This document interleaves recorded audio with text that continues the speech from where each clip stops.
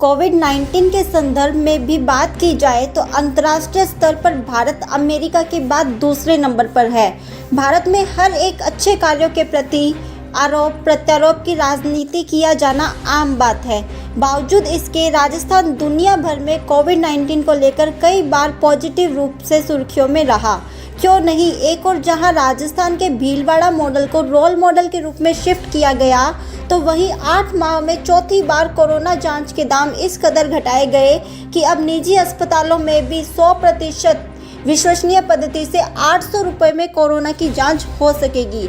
बढ़ता सर्दी विवाह समारोह एवं निकाय चुनाव के चलते कोरोना से राहत मिल सके, इसके लिए राजस्थान स्वास्थ्य विज्ञान विश्वविद्यालय जयपुर में 70 बेड के नए कोविड आईसीयू का लोकार्पण किया गया, जबकि कोटपुतली जिला स्तरीय राजकीय बीडीएम हॉस्पिटल के लिए 1 करोड़ 5 लाख की कोविड लैब की राशि स्वीकृत किए जाने के बावजूद मॉनिटरिंग एवं जन चेतना के अभाव में चिकित्सा एवं स्वास्थ्य विभाग द्वारा नोवल कोरोना वायरस की जांच हेतु माइक्रोबायोलॉजी लैब पर सवालिया निशान लगाकर रख छोड़ा है।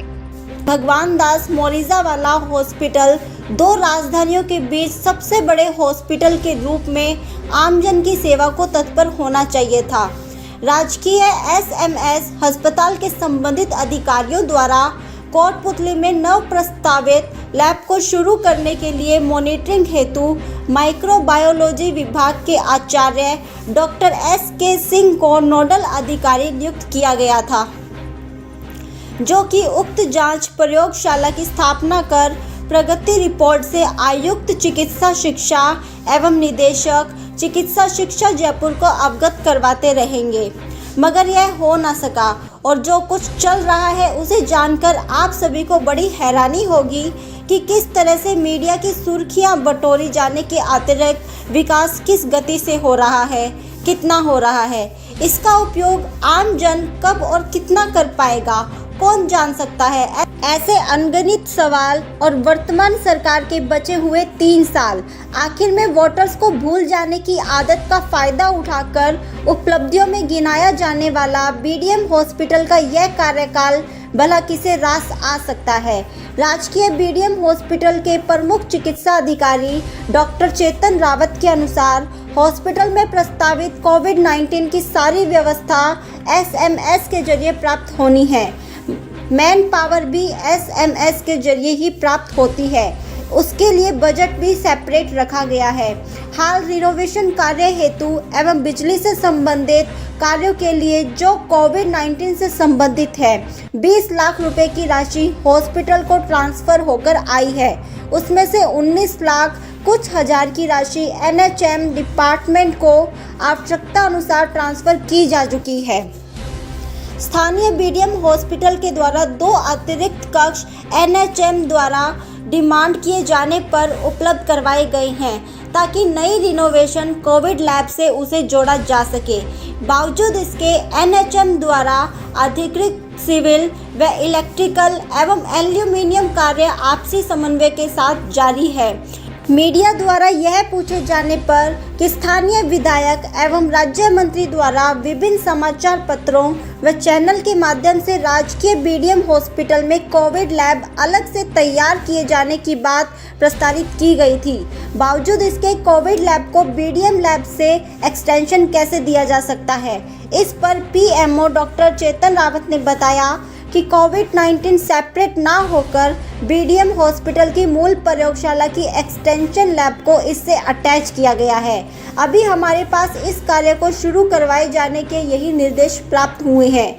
पूरी लैब को रिनोवेट करवाकर शीघ्रता से प्रारंभ किया जाना है। कोविड लैब यहाँ पे खोला जाना सरकार के द्वारा प्रस्तावित था और उस संदर्भ में कार्य चल रहा है। सारी व्यवस्था ऑलमोस्ट एसएमएस के थ्रू है, सारी मशीनें एसएमएस के थ्रू हमको परचेज करके प्रोवाइड की जा रही हैं। मैन पावर भी उन्हीं के थ्रू आएगी, उसके लिए बजट सेपरेट है। फिलहाल हमारे पास रिनोवेशन के कार्य के लिए और बिजली से संबंधित कार्य के लिए जो इस लैब से संबंधित होना है, उसके लिए 20 लाख रुपए हमारे पास ट्रांसफर होके आए हैं। उस 20 लाख में से 19 लाख कुछ हजार जो एस्टिमेट था वो हम एनएचएम के थ्रू पूरा काम करवाया जा रहा है चिकित्सालय का। एनएचएम की सिविल विंग, एनएचएम की इलेक्ट्रिकल इंजीनियरिंग विंग, उनके द्वारा ये काम किया जा रहा है। उनको उनके एस्टिमेट के अनुसार जितना पैसा भेजा जाना था वो पैसा ट्रांसफर किया जा चुका है। वो कार्य सिविल वालों का और इलेक्ट्रिकल वालों का आपसी समन्वय के साथ चिकित्सालय में जारी है और इसके शीघ्र ही पूर्ण होने की संभावना है। अभी एल्युमिनियम वर्क चल रहा है, गेट वगैरह जो बन रहे हैं वो बन रहे हैं। 2 कमरे जो एक्स्ट्रा उन्होंने डिमांड की वो हमने उनको दिए हैं, उसमें पीछे की तरफ गेट लगाया जा रहा है ताकि उसको इस लैब से जो नई लैब कंस्ट्रक्ट हुई थी उससे उनको जोड़ा जा सके। सर, कोविड लैब के लिए अलग से डिमांड की गई थी, अलग से राशि स्वीकृत होनी थी और स्थानीय विधायक और राज्य मंत्री ने बार बार इस बात को कहा है कि कोविड लैब किसी से सब मतलब उससे जुड़ेगी नहीं, लेकिन आपने तो एक्सटेंशन लैब जो बीडीएम की अपनी मूल लैब थी उसी लैब को उसके साथ जोड़ करके प्रयास किया है जोड़ने का। अभी फिलहाल हमारे पास इंस्ट्रक्शन यही थे कि इसको जो है जल्दी शुरू करने के लिए पुराने लैब में ही रिनोवेट करा के और लैब को जो है शीघ्र शुरू किया जाए। हमारे प्रयास उसी तरफ हैं कि इस लैब को रिनोवेट करा के और इसको जल्दी शुरू किया जाए। नई बिल्डिंग के लिए अगर यदि होता है तो नया ब्लॉक कोविड का बनवाया जाएगा। इसमें 20 लाख का एस्टीमेट है, मशीनरी अलग है, मैन पावर का जो बजट है वो अलग है, कंज्यूमेबल्स का बजट है वो अलग है और ये सारी की सारी व्यवस्था एसएमएस के द्वारा या उसके थ्रू हो रही है। मशीनरी के नाम पर क्या आया है अभी यहाँ पर? मशीनरी के नाम पे मेन बायोसेफ्टी कैबिनेट हमारे पास आया है, कंप्यूटर्स वगैरह हमारे पास आए हैं और भी कई अन्य मशीनें हमारे पास आई हैं। लेकिन इन सबका इंस्टॉलेशन एक बार लैब कंप्लीट पूरी बन जाने के बाद सारी मशीनों का इंस्टॉलेशन एक साथ उसी समय कराया जाएगा। इस काल में और इस काल से पहले हमारे पास 3 वेंटिलेटर थे। इस काल में हमारे पास कुल 17 वेंटिलेटर आए। 17 में से 10 वेंटिलेटर भारत इलेक्ट्रॉनिक्स वालों के हैं जो अभी इंस्टॉलेशन के लिए पेंडिंग है। कंपनी का कोई आदमी हमारे पास आया नहीं उनको इंस्टॉल करने के लिए। उसके लिए हम सूचित भी ऊपर कर चुके हैं कि इन्हें इंस्टॉल करवाया जाए।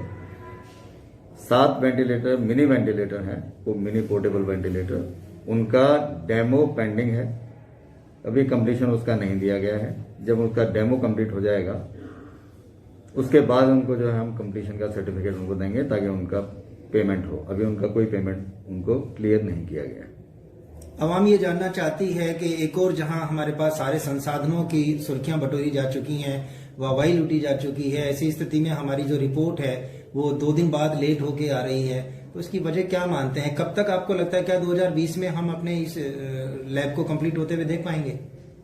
जी हाँ, 2020 में अपनी लैब कंप्लीट हो जाएगी, उसके बाद रिपोर्टिंग की प्रॉब्लम नहीं आएगी। अभी क्या है, सैंपल जयपुर भेजे जाते हैं एसएमएस में, वहां वो उनका जो भी वर्कलोड होता है तो और भी जगह से सैंपल्स आते हैं उनके पास, तो रिपोर्ट आने में कुछ विलंब होता है। ये उन्हीं के पार्ट के ऊपर है और चिकित्सालय इसके लिए किसी भी हद तक जिम्मेदार नहीं है। डॉक्टर साहब, ये कोविड लैब के अभी हम लोग आज यहाँ पर विजिट पे आए हुए हैं। अभी पीएमओ डॉक्टर साहब ने बताया सारी जानकारी, लेकिन आप इसको किस तरह से कंसर्न हैं इससे? डॉक्टर एसके सिंह आए थे, है ना, जयपुर से नोडल ऑफिसर वो हैं, है ना, उनकी जैसे वो नक्शा बना के गए थे। नोडल ऑफिसर ये रहेंगी लैब की इंचार्ज। तो एसके सिंह को बना रखा है नोडल ऑफिसर, एसएमएस के हैं जी, है ना, तो वो नक्शा बना के गए हुए हैं, काम चल रहा है।